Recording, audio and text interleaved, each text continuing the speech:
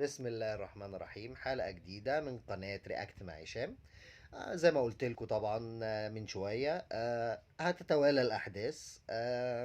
قلت لكم الساعات القادمة هي طلعت الدقايق القادمة والله. اتحاد الكورة مستني يجيله دلوقتي القرار الرسمي بتاع نادي الزمالك بورق رسمي على أساسه هيتصرف. واللي جالنا إن بيراميدز في الصورة، اللي انا عرفته يعني ان بيراميدز ان شاء الله يعني يا في الصورة. لو رفض بيراميدز هيبقى رابع الدوري اللي هو طلائع الجيش.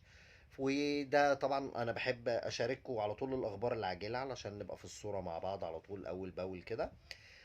بس انا اعتقد ان بيراميدز يعني بنسبه كبيره هيوافق. محتاج يعني يحسن من وضعه، لان الناس اتكلمت خلال الفتره اللي فاتت دي عن الفلوس كلها اللي صرفها بيراميدز دي. ما استفادش منها بحاجة. ولسه من يومين خرج من الكونفدرالية في دور الثمانية. فأكيد هيحتاج يخش في أي بطولة قريبة وسهلة وسريعة، دي بطولة من ماتش واحد علشان يقدر يعمل أي نجاحات. يحاول يثبت عدم فشل التجربة. حاجة تديله دافع للاستمرار.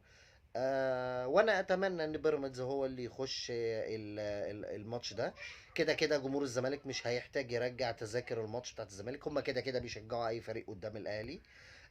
وعشان برضو احنا برضو انا يعني نفس الماتش ده يتلعب الصراحة. نفسنا في بطولة جديدة زي ما قلت الفيديو اللي فات، اللي هي تجدد لنا نشاطنا ونفرح شوية وتدينا دفعة معنوية للي جاي إن شاء الله في نص نهائي أفريقيا وفي بقية الدوري إن شاء الله.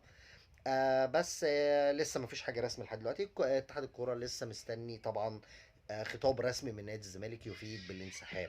وان شاء الله هنتابع مع بعض برضو لسه خلال الدقايق، انا مش هقول الساعات بقى، خلال الدقايق اللي جايه ان شاء الله. ونشوف ايه اللي هيتم باذن الله وهنتابع مع بعض في الفيديو. ما تنساش كومنت، شير، لايك. وكومنتاتك تهمني جدا، تعليقاتك عن اي حاجة شايفها سلبية عايزني اخد بالي منها، اي حاجة يا ريت تفيدني. والسلام عليكم ورحمة الله وبركاته.